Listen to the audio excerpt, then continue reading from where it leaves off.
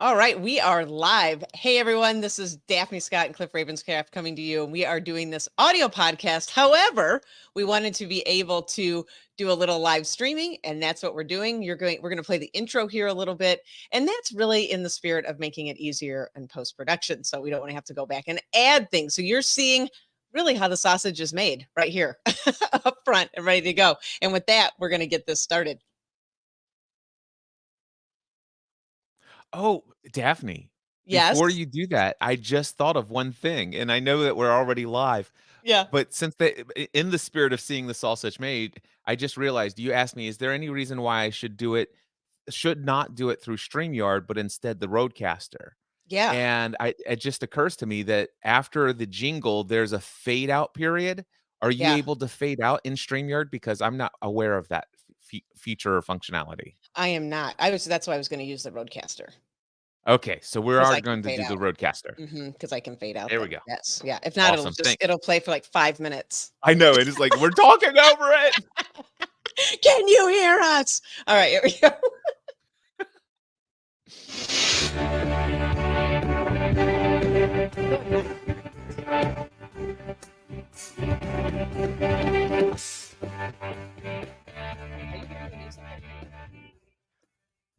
I am hearing it. It's very it sounds to me. So, Yeah. Daphne, is it actually being fed into the Roadcaster? Because Mhm. it's either driving too much audio, or because it's not coming through clearly, Oh, interesting. or it almost sounded though like, is it coming through your speakers in your studio? Because, or Yeah, it did you should hear it in be. your headphones? I didn't hear it at all. Like, Yeah. and my So speakers are so not hooked up, so there must be something. Let's do this for the time being. I'm not gonna fade it though. I'm just gonna stop it. Let's see that'll if this that'll will work. work. Yeah. All right. Welcome to Life, the ultimate choose your own adventure game with hosts Cliff Ravenscraft and Daphne Scott. Join this dynamic duo as they explore the profound concept of life as a thrilling adventure, blending ancient wisdom and modern psychology. Embrace the joy of living with presence, creativity, and playfulness. It's time to navigate the game of life together. Are you ready to play? Let the adventure begin. Yeah.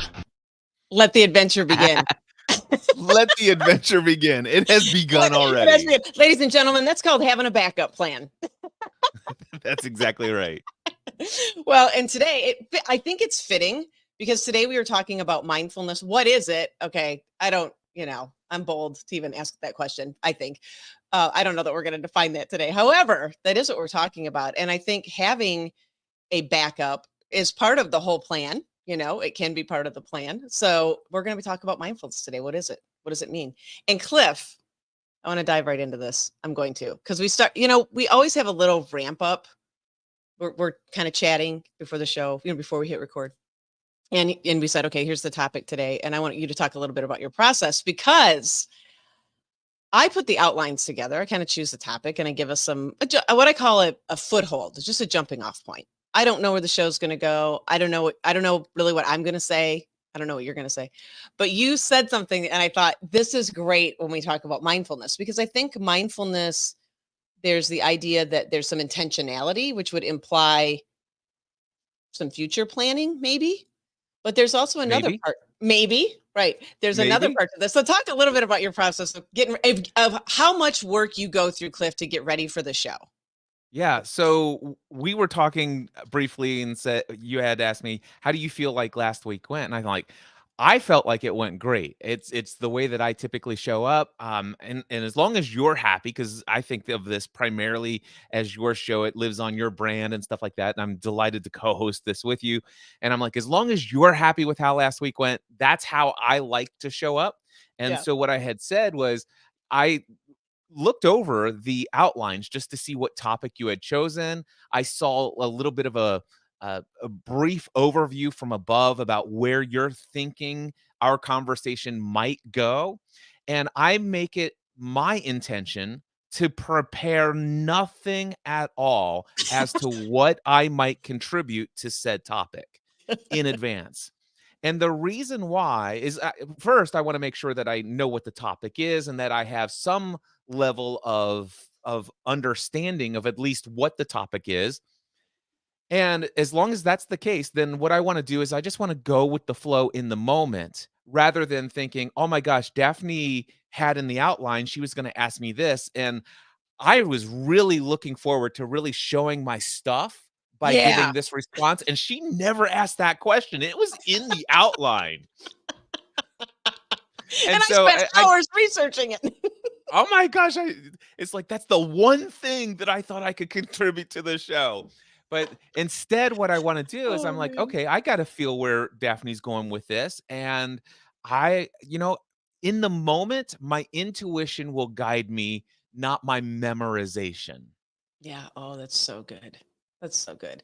So I have a similar experience, and I think this is why, I've understood that frameworks can be helpful. And at the same time, there is this beauty of being in the moment. And that is all of my training in improvisational theater. And what you were describing, fits into this. And what you were describing, Cliff, how you were talking about, look, this is where how I'm coming to this and how I'm showing up to this. And I have no doubt about your ability to be present with the show. And when you were talking about that, that's also what came to me is like all my training in improvisational theater. There were frameworks, there were things that you're taught to help you, you know, interact with one another when you're on stage, but there's no script. And what you just described, the minute that you get in your head, oh, I'm going to say this because it'll be really funny, right? We call it in one of the books that I read, they call it being in hell, because you're not present. You're not responding or reacting to what's going on in front of you, to the person that's in front of you. And boy, it was a real tempting thing to do, just to kind of get your own Yeah. agenda. Yeah. And you miss the whole plot then. I call You it missing just the you plot. just said something, Daphne, and I know this may be nitpicking down to the detail, Do it. but the funny thing is who I was 45 minutes before we went live, reviewing what the topic is and what I might contribute to who I am right now. I'm a completely different person. No, I really? I genuinely mean that. I because so much has transpired between 45 minutes ago or 45 minutes before we hit record today. I Yeah. was upstairs in the kitchen. My wife was upstairs getting ready. We have our daughter's dog here with our dog. And so they're running around the kitchen and I'm reading the outline and I'm thinking about, okay, this is what the topic of the show is. And I'm in a completely different state of mind. I'm in a state of being. I'm in a completely different environment. And so, what I would have been thinking about sharing intentionally, prescriptive, or whatever, I would have been coming from a different place than where I am now. Since then, my wife came down, relieved me of the duties of caring for the dogs.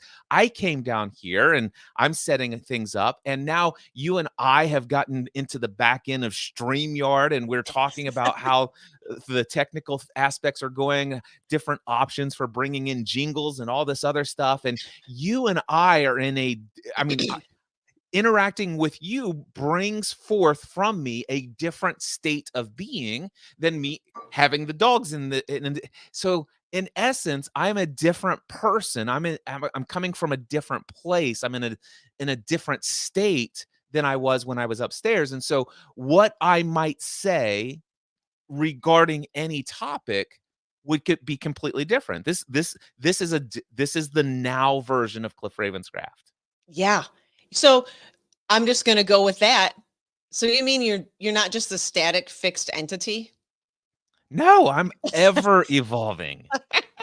We all are. Well, this fits in great with the idea of mindfulness, I think, because there is this experience that we have of thinking that the me that is me, right? Like I have a name that I didn't choose, by the way. I've kept it. I could change it, but I've chosen to, I guess, to keep it. And with that comes the identity, right? That there is a person, there's this entity called Daphne, and Daphne has an identity, and that identity likes certain things and it doesn't like other things.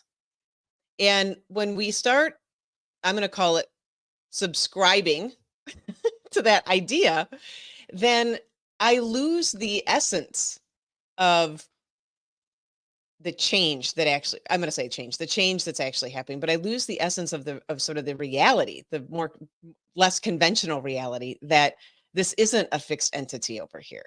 It is ever evolving. It is ever changing. It is ever, if I let go of this idea that there's a fixed thing over here, that there's this Daphne over here, I can see where it does have this flow that goes through its natural, process. It becomes more of a process. That's what I would say. There's more of a process over here than a fixed entity. So I love that you brought that up, because I think when to plan, there's some beauty to planning. Love planning. And we're at the beginning of the year, right? So I have people have goals and resolutions, however they want to, projects, things they want to do. I do too, as far as the eye is concerned. And there's also this beauty. There's this other level of a deeper truth, I think, that at least in my experience, that says it's not as fixed as we think it is. I'm not as fixed as I think I am. And there's a real beauty to that. So I really appreciate you saying that. You're like, the Cliff that was here 45 minutes ago, it's no longer the Cliff that was here 1 minute ago isn't really here. Right. It reminds me of Taylor Swift. Are you familiar with her reputation? And she's like, I'm sorry, Taylor can't come to their phone right now because she's dead or something of like that. I don't know if that's the line, but yes, she did say but something like that. Yeah. That version of me no longer exists. This is the present moment, Taylor. And I really love that line. I love that imagery. It reminds me of Eastern philosophy, and I'll never forget hearing this. I think it was from Sadhguru the very first time I ever heard this, where he talked about what is personality. And he says, many of us think we have a personality, and personality comes from the root word persona, and it's another word for mask. Like Greek plays, they would have a persona, and it was a mask that you speak through, and they would have just a handful of actors, like let's just say 3 or 4 actors on a stage, but each actor on the stage would actually play multiple roles throughout the entire production. And so an actor would come out and they would hold one mask or persona, and they would play that role. They would play out that story, that narrative, that identity. And then they would go behind and they would come out and have another persona. And he says, here's what happens. Sometimes somebody will have glue on the persona, stick it to the face, it gets stuck. Now you have a personality. That's right. So a personality is nothing more than a mask that got stuck on your face. Yes. And sometimes it fits real well and other times not so well, right? Like that's us wanting to make things certain. And it goes with the title of our show, Life. It does. The ultimate choose your own adventure game. But as soon as we subscribe that if I'm going to carry the identity Cliff Ravenscraft, all right, so that's a name, a label. Again, I could change that just like you. But if I continue to carry this, if I subscribe, using your language, to the idea that Cliff is this, he's an Enneagram such and such, he's a NTF whatever, J whatever, he's this, he's that, then all of a sudden, if I subscribe to all of those things, that all of a sudden now I am limited in the choices I make within this adventure called life. That's exactly. And I love the fact that, you know what, I am Cliff Ravenscraft, and I'm an ever-evolving, second by second, millisecond by millisecond, divine spiritual being having an experience called life. And it can be anything I want to create. Anything. And I could continue, and I could have that full-blown experience and still choose to say, you know what, it would be easier to interface with my world as I'm currently interacting if I just choose to stick with the name Cliff Ravenscraft. It kind of makes things easier. Yeah, it's helpful. Right? Like when I call you, I'm like, hey Cliff, you're like, oh, you're talking to me. Hello. It's like, hey, you. It is funny though how many people, when they come through a spiritual awakening, there's so many spiritual paths where changing your name, choosing a different name, is such a part of that process. And I value and appreciate that practice. Yes, and I've known several people who have done that, right? They don't identify anymore in that way, and so they feel that's a little bit. I mean, it's to me, it's sort of like rearranging the furniture in your house. Your environment is my environment right now in this room that I'm sitting in is representative of what is happening right now in my life, and I have changed this space. As a matter of fact, getting ready to do this show, I changed the space up again. I had drums sitting over here, my electric drums. I moved those all into my drum studio. I mean, I just really rearranged. I moved my desk into a different part of the room. There was some change in the space itself that wanted to happen because that's this current iteration of what is showing up. Yeah. So yeah, our spaces, our names, whatever the things are that we do that are representative of the changes that we're experiencing and going through. And then I want to go back to and Cliff, I think this is, and we'll get more into this mindfulness thing. And you brought up the Eastern mysticism. So we're going to get to that too. However, I think what you said about when we get attached to, the sort of glue of this mask that we wear, how we can miss out on the parts of life. And I think your story that you went through, you were, and I still secretly call you the podcast answer man, just so you know, but you were noticed the podcast answer man. That was a major part of your evolution. And I think one of the things that had attracted me so much to you, not beyond your integrity, was your ability to simply go through that process, that evolution in your life, and let go of things. And I think it would be really interesting just to have you say a few bits here about you letting go of that identity and the change Yeah. that you went through and the fear that you went through. And I mean, I remember being in it, and you've said a lot of this on your own podcast too, but just being in that part of your journey, which frankly, I found incredibly inspiring. But I think it'd be helpful to share a little bit about this too, because it fits in with this idea of intentionality and mindfulness and recognizing what's happening in our life and then being really willing to let go of an identity. So I think that'd be Yeah. helpful. Yeah. So just a little short overview is I used to work in insurance full time. Nobody outside of Northern Kentucky ever knew who Cliff Ravenscraft was. Always had a desire to be of support, encouragement, inspiration, motivation to others to live the life that they were created to live. Started podcasting as a hobby in December 2005. And my wife and I together, we did that and grew an audience over the course of several different shows into the hundreds of thousands of people. So much so that I saw an opportunity through content creation, through podcasting, to do what I always felt most called to do in this world to the largest number of people. I'm like, I wonder what life would be like if I could leave my career as an insurance agent and go do this. So that's the first transition. Yeah. Now, a Right. couple of things to know about that. The insurance agency that I worked in was owned by my mom and dad, started by my grandfather in 1937, and I was next in line to take it over. So Wow. you talk about guaranteed job security. All right. And I left all, and by the way, I was incredibly successful And as an insurance agent. expectation, by the way. I would imagine your And family had some expectations of you. yes. Yeah. Well, with the exception of the fact that when my mom and dad first invited me to work in the family business, it was so that I could help them out with digitizing and computerizing their client base data systems because it was all Okay. paper filing before me coming in there.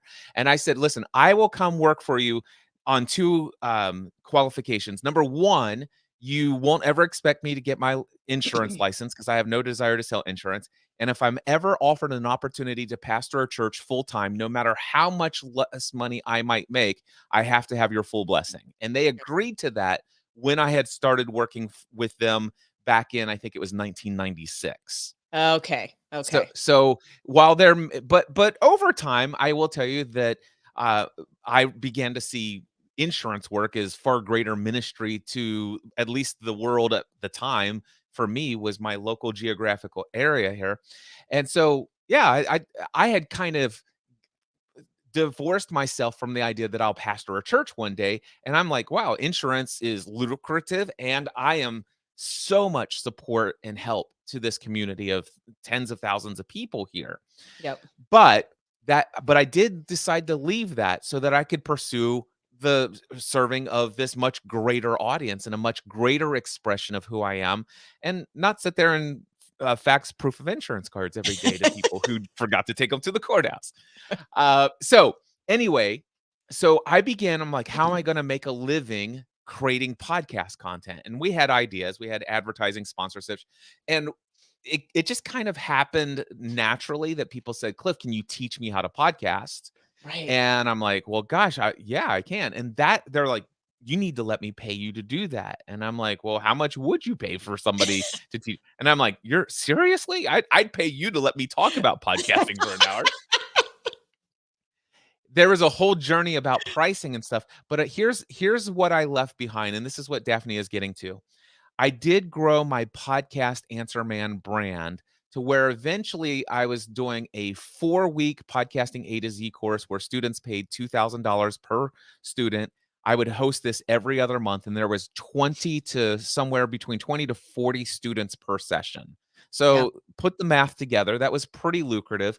I generated millions of dollars in sales of that course, millions of dollars, actually over $1 million in sales of podcast equipment, which I was selling as a reseller.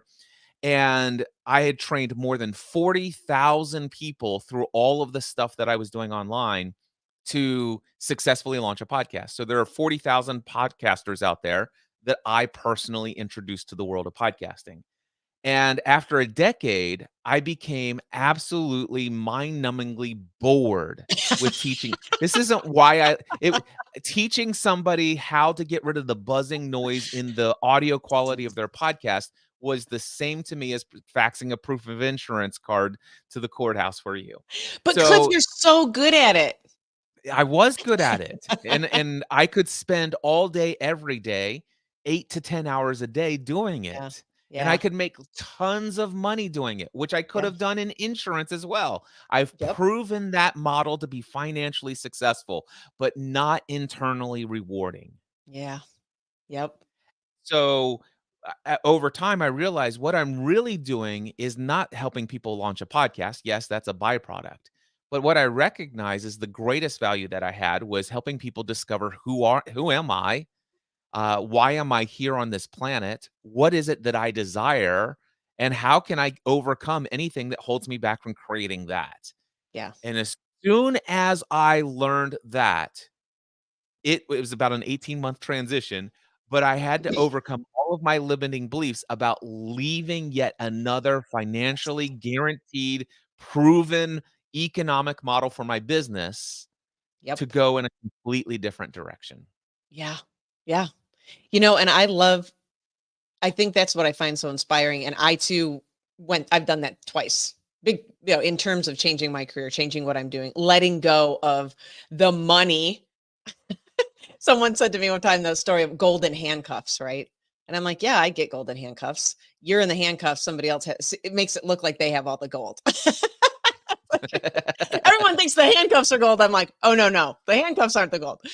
So letting that go, I think Cliff is part of, and you going through is part of the process, and letting go of that identity, not just, there's the very, we'll call it, there's a very transactional part of the world, right? Which is the money and, paying the bills, and you've got a family and the whole thing, and mortgage, the whole thing. And there's also underneath that is I think the deeper part of it, which is there's an identity over there that you're also letting go of, and a comfort with that identity, right?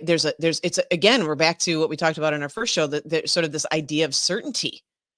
Like I know who I am in this world. I know where I fit. This is predictable. It's comfortable. It's comfortable.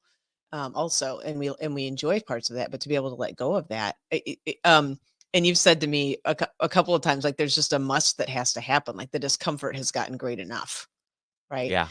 And I think that's really part of, let's get into this mindfulness thing, because I think that's part of, I've said this, you can come to your choices sort of, if I made it binary, you could come to your choices a couple of ways. One is you can allow the discomfort to get great enough, the pain, right, to get great enough where it forces your hand to make a change. Or another option is that you can come to these changes through a greater vision for yourself. That's it. Yeah.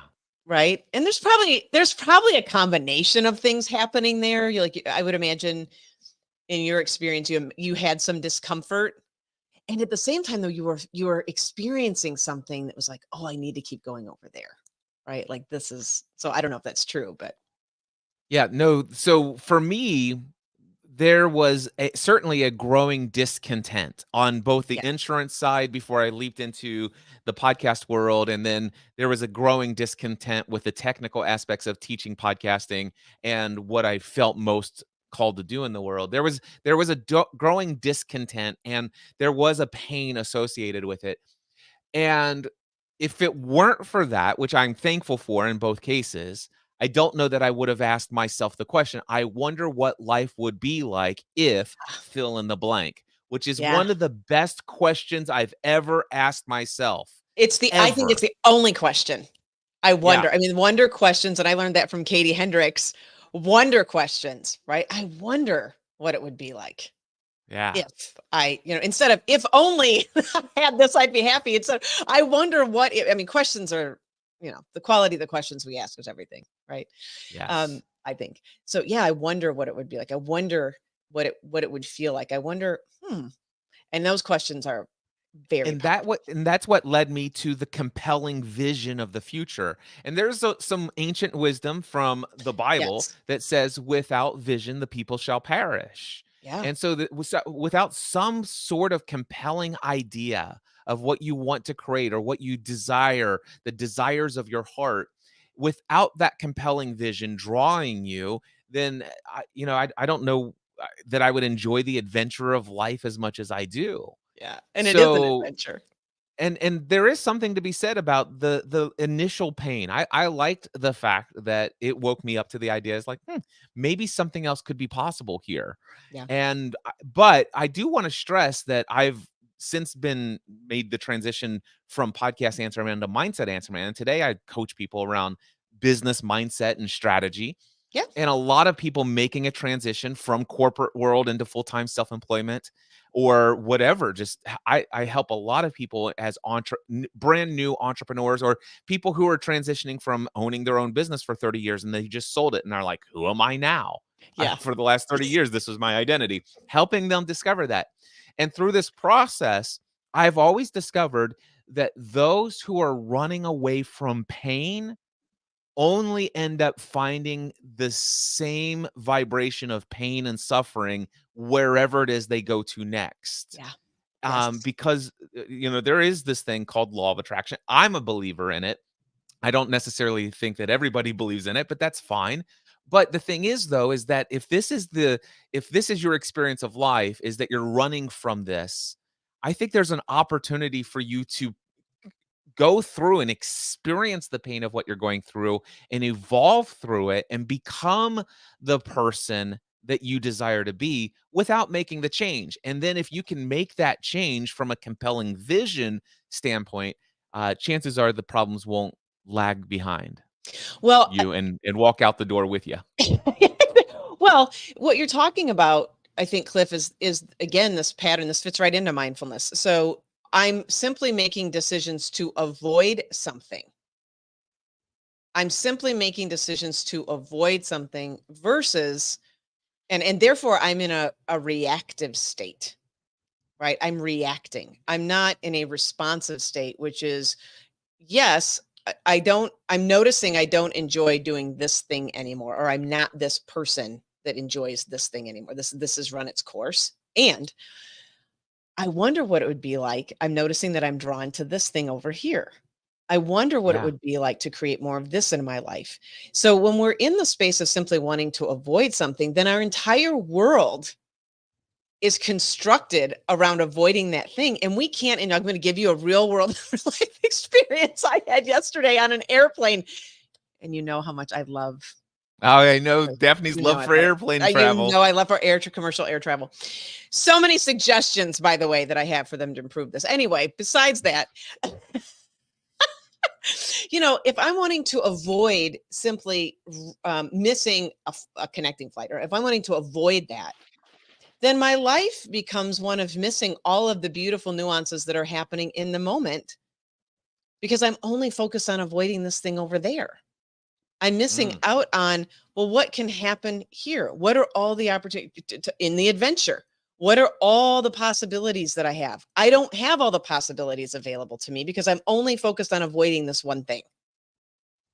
And it does become very restrictive, and it becomes constrictive to our life. And and again, we're in a reactive state. So let's talk a little bit about this mindfulness thing. I think this is a nice segue. How I relate to this idea of mindfulness, I think and you've talked about it just a bit here. You said, Cliff, you work with entrepreneurs, and I work with people in the business world who, I call it thriving in the 9 to 5. And the idea being that, are they present to really what's happening? Right? They're not in a threatened state. So that's the first thing. I think when we talk about being mindful, we're able to recognize when we're reacting from threat. And the other opportunity then is to get ourselves grounded enough to simply look that maybe we're not as threatened as we think we are. And most of the time it's being threatened around our identity, right? We're not physically being threatened. That happens too, but we're in a non-threatened, non-reactive state. And therefore our choices do look different. We have more choices available to us in this adventure and to be able to play this game. And we're not as attached. And I think this is the other part of this. We're not as attached to the outcome as we might be when we're attempting to avoid something. If I'm attempting to avoid something only, right, and I'm in a reactive, threatened state, then I am going to become very attached to that outcome. And that loses, now life starts to me, I describe it as life feels really dry. Right? There's not a juice to it. So I don't know what your reactions are to that, but I think just sort of getting a framework around, and there are a lot of different definitions of mindfulness. I'll read one at the end of the show, but I think that non-reactive, non-threatened state, which by the way, I got that from the Conscious Leadership Group, who I worked with for forever and have dear friends there, Diana Chapman, one of my best friends. And I thought it was a really good way of describing this sort of experience, non-threatened, non-reactive state. And I think the first step is just recognizing when we are in a threatened, reactive state. That's the first thing, right? So I don't know how you relate to the idea of mindfulness, but I'd be curious. Well, there's so many different ways that I relate to mindfulness, but I want to share how I'm relating to what you talked about with threat, the idea of threat. Yeah. So the first thing that comes to my mind is brainwave states. I wish in our educational system that we were taught about brainwave states. So, and there's and what's crazy is I tried to read a lot of books on hypnosis to understand different brainwave states, and I could never figure out anything because I know in college I was a part of Tau Kappa Epsilon. Okay. And so I know the Greek alphabet at least a little bit, right? So there's alpha, beta, and then delta, gamma, and it goes in this order. But that's not how they categorize brainwave states. Are you aware that they're out of order? Yes. So it starts with beta. All right. And there are 3 ranges of beta. There's high range beta, mid range beta, and low range beta. And high range beta brainwave states are a higher frequency, and it's kind of going crazy up there. And that is your fight or flight mode. That's right. And in fight or flight mode, what I've learned through my study and also my experience is when I'm in flight or fight mode, I have no access, seemingly, to my intuition, to internal thoughts, to being present in the moment and making a conscious decision. The only thing I can do in fight or flight is rely on what I've agreed to, what beliefs exist within me, what I've been conditioned to, how to react in each and every situation. And that is programmed by television shows, movies, religious figures on stages, my parents, my school, government program, messages, all of this stuff. And so I become a puppet to my beliefs and my narratives that I've subscribed to, using your earlier language. In that state, that's all I am. I am a reactive puppet in this world of reality. And then at least in mid-range beta, now I can be in a crowd, but I'm still kind of like, there's a perceived potential threat. And then in low range beta, that's where you and I can be in a conversation like this. We are not perceiving any threats. We're not actually on the lookout for somebody to burst into our offices here and threaten us. And so we're able to tap into some intuition. But then Daphne, and by the way, so what I've just done is I've just educated, hopefully, some people on the 3 different ranges of our beta conscious awake brainwave states. Yeah. Then we can drop down to, I think it's alpha is next. Yep. And when we get into alpha, and I can get anyone listening to us in an alpha wave brain state. And all you have to do is take just a second, and I want you to breathe in, and I want you to feel the warmth. I want you to feel the coolness of the air as it goes through your nasal passage, and then breathe out and feel the warmth as it comes out.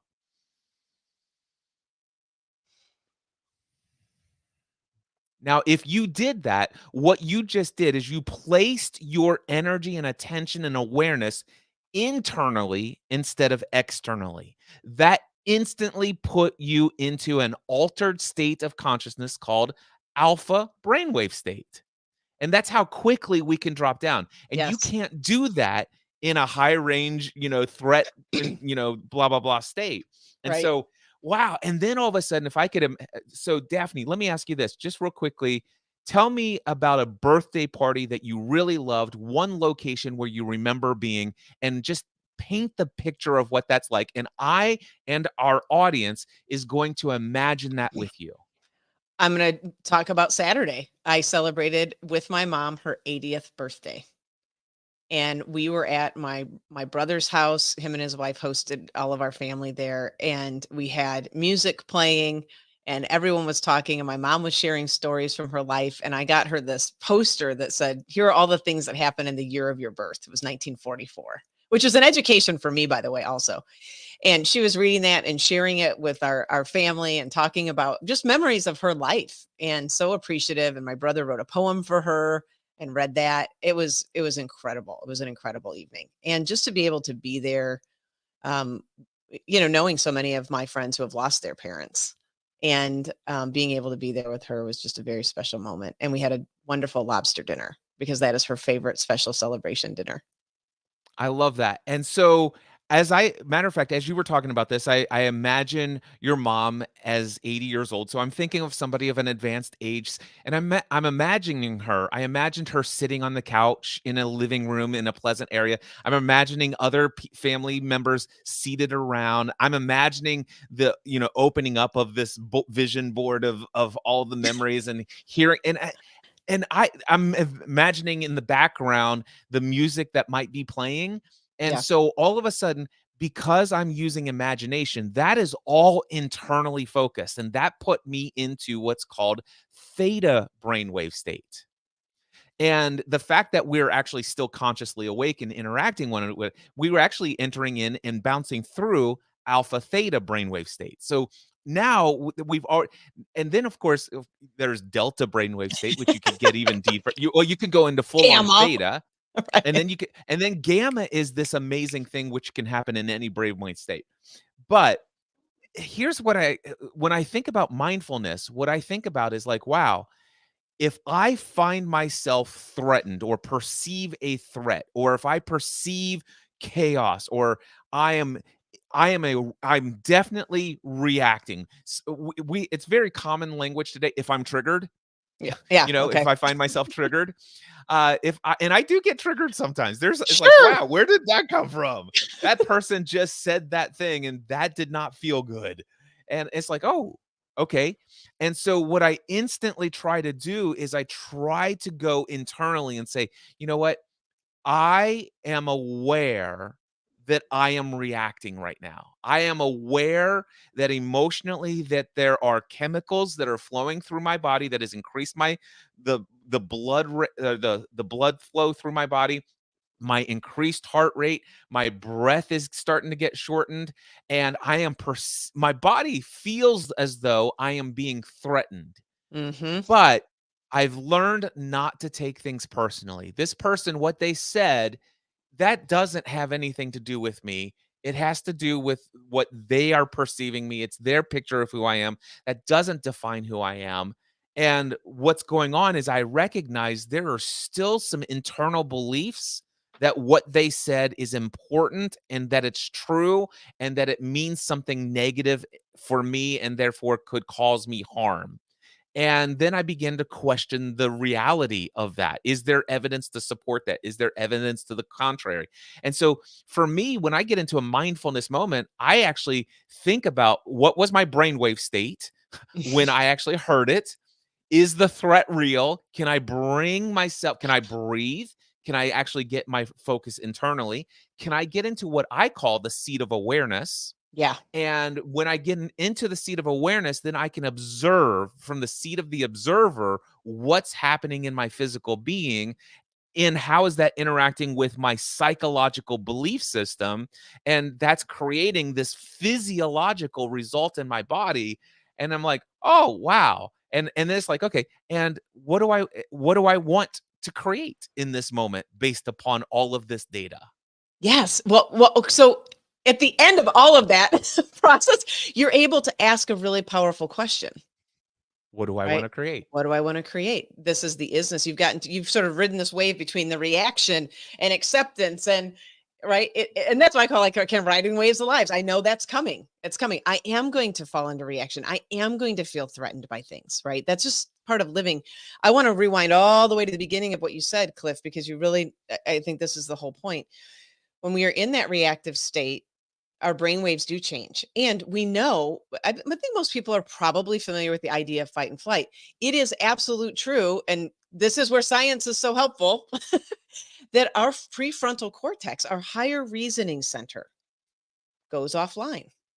We Yes. literally are reacting from the amygdala, the lizard part of our brain. And that is, we touched on this last week. We didn't get into the whole free will conversation in its entirety. But we did touch on this last week in the show too, like how at choice are we? Well, I think we're getting to some of that. When you're in this reactive state, not very much. You are simply reacting from the things we've subscribed to, our old beliefs, ways we've been taught to handle stress, ways we've been taught to react in the world. We've picked up these things from our caregivers, from society at large, wherever we've gotten them from, things that we've subscribed to. And there is this also this ability. This is what you just described in that whole process, this ability to ride these different waves, to get with sort of what's happening. And then we land in a more powerful question, which means our brain, the bigger parts of our brain are coming back online, right? We're able Yeah. to ask these more powerful questions and to be in this. And so how, in my experience, sometimes that happens very quickly. Other times it just depends on what the thing is that has occurred for me where I've gotten, reactive. And sometimes I work through that very easily and sometimes not so easily. It might take me a minute. I think that's the other real beauty, right? Yes. So you've just described more so not defining what mindfulness is, but I think really talking about a process. And it is a process. And I think that some of when we talk about these things, putting a verb to it, like I'm mindfuling versus I'm mindful, there's just these waves that come. And I think that fits in with the brainwave idea, I think. Yeah. Yeah. And so what choices are available to us, which is really, and I think how we come to these things, there's no one right way. And I find, again, this is probably the thing that is the most, I think it's the most constrictive part of this process for people, is that there's this searching for this one right way to do it. And if you're not doing it that right way, so you mentioned all the Eastern mysticism. I made a whole list of them. We have all the different ways that we can come to this thing we call mindfulness. I'm a fan of all of it, by the way. I am as well. Yeah, we've got meditation, prayer, cognitive behavioral therapy, dialectical behavioral therapy, mindful. I list them all. Mindful eating, yoga, stoicism, which has made a real revival, by the way. Confucianism, Taoism, you've been studying, I think, lately. Reflection, the contemplative approaches, gratitude practices. I mean, I could go on and on and on. And I think all of them are beneficial. I think all of them have their place. Absolutely. Every single one of them have their value. And if any of them don't resonate with you today, Yeah. then rather than just saying, I don't like that or I'm against that, just go find something that does resonate. Find any modality or any method that allows you to either address the situations of life, or cope with the situations of life, or evaluate the situation, whatever it is, if it's therapy or if it's spirituality, no matter whatever helps you have a higher quality of life and Yes. allows you to get less reactive and more creative in your life. Yes. That's what allows you to experience life where you can choose your own adventure. Exactly. So let's talk about, in that spirit, I think this is where, with all of these things, let's talk about our emotional states. And I think this is really what you also were pointing to in your example, Cliff, which was just so well articulated. Really, our ability I'm going to say, regulate our emotions. I'm not a big fan of that language, by the way. I say it because I haven't really thought through a better way of expressing it. It always feels like, I'm going to regulate my emotions, meaning I'm going to have none, or I'm going to become a robot in some way. I do have a reaction to describing it in that way. I like the idea of, I'm going to be very intentional about creating my emotional state. Yeah. I like that. Look, I'm finding the language as I speak. Yeah, Um, I like that. And what about, and for me, as you were speaking that, what came up for me in the moment, and I've never used this before, but I like to navigate through my yes. emotional state. Yes. And navigate means that occasionally when I navigate from my home in the Northern Kentucky, Cincinnati area, and I want to take a road trip to Nashville, I'm going to choose a path that I think is going to be the quickest to get what I want to experience, right? Right. To my destination. But occasionally something unplanned comes along the way and there's a deviation. And so I Yes. need to navigate around and do that in the most efficient way possible. Now, don't get me wrong, uh, I could choose to just get angry, upset, and turn around and say, it's just better if I just stay at home, you know? But so I like that. So what came up for me as you were, it's like this idea. I want to navigate through the spectrum of my emotional opportunities. Yes. Yes. Exactly. And so, how we're choosing our emotional state, then, if we come back to fight and flight, and how I think this is some of what people, as I've worked with people and coached them, some of what they're also desiring, or a great deal of what they're desiring, which makes total sense, is to feel good. Like, I want to feel good. I want to feel at peace, feelings, emotions. I want to have the sensation of peace in my body. By the way, no matter what is occurring, I have not had someone say to me, I need my life to go perfectly. And if it doesn't, I'm just going to be upset all the time. What I don't know maybe you anybody have. who's ever consciously said that, but I do know a handful of people who seem to operate through that life that way. Yeah. I've had more, And yes. by the way, I used to be one of them. Me too. What I've experienced more is where people want to know, how do they navigate life and feel good when it isn't going the way that we imagined that it would. Well, Ah, first, trade your expectation for appreciation. yes. So Yes. if we are perceiving that life isn't going good, well, if Right. we're perceiving How you something imagined it. negative, and it could be a terminal illness. So Yeah. we talked about my friend Dan Miller, but I can tell you right now, go and check out. Dan's still here. He's facing his final days on this earth, but he's not facing it in a low emotional realm of vibration, such as fear, anger, all of that stuff. He Yeah. is literally approaching it from a different emotional level. Yep. So, but I forgot what I was saying. The initial insight that, or response that you had said, or my Yeah. response to what you were saying, just left me Well, it'll come when I back. was thinking about. Yeah. But Thinking about, anyway, so the whole idea about emotional state, one of the things that I thought, as you were speaking, is the idea that every emotional state is valuable. yes. So that's the first thing, to appreciate fear, guilt, shame. I used to, quote unquote, say, you know what? I never want to experience these. There's nothing good that ever comes out of it, except for the fact that they're incredibly valuable tools to to help me become aware of beliefs that I've adopted that Yeah. equate something is a threat to me. Yeah, And so and I want to tag that just for a second, because when we're wanting to avoid those things, again, when we're coming back to your appreciation, we're right back where we started, that's right? it. Right. We're right back in the aversion world and wanting to avoid it. So just to tag onto that, that's the appreciation of like, wow, I'm noticing I feel a lot of shame or a lot of guilt around this right Yeah, now. and What's that about? so here's my favorite metaphor of all of this. It's these lower emotional states that if you were to look up, it's called the map of consciousness.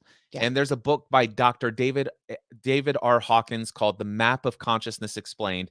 And Mm. he gives this vibrational chart of emotional states. And these lower vibrational emotional states that calibrate below 200 and below, he states that gosh, what is going on? I get in halfway into a situation You're here and so I'm losing excited. that train. I You're am so excited. excited. But anyway, if we it's the metaphor is where I was going with. Yes. But these lower emotional states, I see them as check engine lights in my Mm. car. And so I am thrilled. Okay, I am beginning a process of trying to respond with a thrill and delight in my heart when my Yeah. car's check engine light comes on. You're working with I it. You're working with I it. I have not yet mastered this skill. But, So good though. by It the is a way, I skill. am in the seat of awareness. I am aware that sometimes it's like, oh my gosh, what's going on this time? How much is this thing gonna cost me? On top, you not know is like blah. It's like, but no, if that check engine light wasn't there and it continued, if it didn't notify me of something that's not going in internally within this engine and how it was designed to operate efficiently, then this could be far more costly down the road if I weren't notified about it now. I'd rather spend a couple of $100, even 1,000 or $2,000, than to completely lose out on the tens of thousands of dollars of the investment in this car. So the check engine light. And so how much more valuable is my life when my emotional check engine lights come on? So if I get triggered into anger, if I get triggered into shame, feeling shame, if I feel a great level of guilt or of loss and all of this other stuff, it just alerts me that hey, something's going on internally and the way that I am perceiving the world is not necessarily in alignment with the way that I was designed to experience life. Yeah. And I'm not, and so something internally is not operating according to manufacturer specs. You got to look. You know what? Now you're diagnosing the buzz in a different way. Yes. Oh, thanks. Oh, I'm still diagnosing technical buzzing. You're still, no matter what, you're still getting the technical buzzing. I love it. Well, it is like that. Well, it is a vibration, right? I think of it as a It vibration. is. The check engine light is on. My guitar is out of tune. And this is where the idea of vibrations, if anybody, if you're listening and you play a guitar, you played an instrument, you can hear when the strings aren't in tune. And literally, you can hear a vibration. They don't vibrate at there's a sloppiness to the resonance. And boy, when you tighten it just right or you loosen it just a little bit, that goes away. And there is just a steady, steady hum of the string, so there's not this sort of weird tone. And I think that is when we're sort of resonating, to use that word. It's a great word, that we're resonating. It means that there's this real steady vibration. Everything is in sync. It's tuned up. Yeah. And when the check And engine light comes on, it's not. And so going to your original question, how do we handle this scenario? It is about the idea of like, okay, I recognize I'm not feeling good. So how Yeah. does Yes. trade your expectation for appreciation? So one of the things that I've discovered, I haven't found any evidence to disprove this, but I heard it once. I've heard it several times. I have evaluated, and so far I've not found any evidence to the contrary. But as far as I know, I can only feel one emotional state at any given moment in time. I can't both be depressed and filled with gratitude at the same time. I can't feel shame and feel unconditional love at the same time. Mhm. I've just not been able to do that.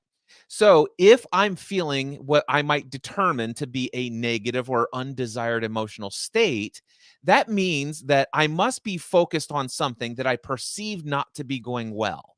Yeah. And that focus on that thing will draw from me more related to that thing.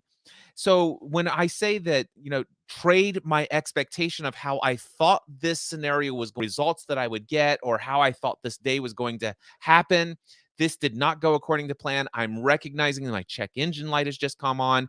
But you know what? Gosh, and I could always do this so far. Every single morning, I wake up and I'm like, I have the opportunity to say, wow, I slept through the entire night. Number one, what a gift that is. The restoration, what a gift it is to have this amazing body that has this immune system that works most of the time in my favor and is fighting off anything that came up out of the day before, the toxins from stress and cortisol.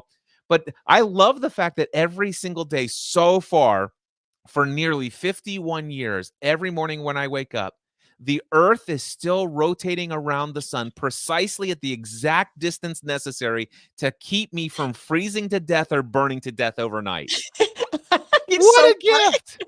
I come back to gravity. Yeah. Like, I somehow put my feet down and I'm not stuck to the ceiling. Incredible. And the fact that I mean, you and I are incredibly blessed in our world today that the how much food is available to us. I Yeah. mean, the oxygen that's available to us, the fact that there's just so much one can be filled with gratitude about. Yes. Now, granted, this could be a temporary solution, at least to get you out of the fight or flight or to get you out of that high range beta. And that's Exactly. the key. That's the The key. key is to get out of the high range beta. And when you can start getting internally, you start having access to that prefrontal context or cortex. And that's when you can begin to reevaluate the previously undesired, unexpected circumstance. And you can begin to reframe what it means. And then there's a powerful question. What does this make possible? Yeah. Yes. That, I mean, and that I think in terms of choosing your own adventure, coming back to the game, it's like that's what we have available to us, right? And all the skillful means. There are 1,000 skillful means, and I encourage you to find yours. 1,000 who's joining us today, 1,000 skillful means to being able to choose that emotional pathway, right? How we want to feel in that moment. And you described a process, Cliff, again, and just for momentarily seeing the appreciation that we can have, even when we're experiencing not something that might not feel so good in the moment. How can we come to some level of appreciation? How can we come to some level of a deeper understanding and reframe that just to get us out of that? I call it kind of like being locked in the garage, kind of just get us out of that for a minute. I'm like locked in this cage of emotion.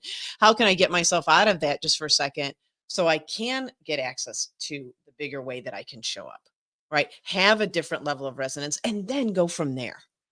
So Yeah. I'm always, I mentioned this on our last show too, I'm always intentional about being too high-minded with some of these things because I have seen how many of these concepts, and I want to asterisk this right now on the show. I've seen how many of these concepts can be utilized in a less than healthy way for people. There are challenges. There are all of the very less than savory things that go on in our world. And this is for each individual to find their path with. I think that's the take home part of this too. It's for each individual to find their path. And I think that's one of the things I appreciate so much about you, Cliff, too, is your path. And it looks so different than my path. And yet when we talk about it, there are these same threads that we keep pulling, right? We're finding them more and more. And I think in this day and age, we're able to find those threads more and more as well. But really looking at what's this whole mindfulness thing about? What are we really talking about? And why should we care? And I think that's the other part too. Why? Who cares if I can see myself as, not as fixed as I thought I was? Who cares But if I can go ahead? yeah, who cares? So why should we care about mindfulness? And what came up for me as soon as you asked that, why should I care about mindfulness? Yeah, who cares? Mindfulness is my ability to choose my next move. Yeah. intentionally, Yes. not based upon what my third grade teacher said or what some priest or preacher said or what, the expectations of my audience has. Yep. But instead, if I could be mindful in the moment and see that, quite frankly, my options in almost every situation are nearly unlimited. They are unlimited. And that's the great adventure. I think this is a perfect time to wrap up the show. I think so. I think so. I think we got it. Well, I'm just gonna do our outro right now because I'm gonna play a little bit of music, but I don't have our outro tune up. But I do want to let everybody know that they can find us at our respective websites, cliffravenscraft.com and daphne-scott.com. And they can find the show at chooseyourownadventurepodcast.com. So you can find the show there and connect with us on the show there. And we hope that you really enjoyed the show. I'm going to play this little outro music. What do you think? Sounds great. Hey, everyone, go be mindful and choose your own adventure.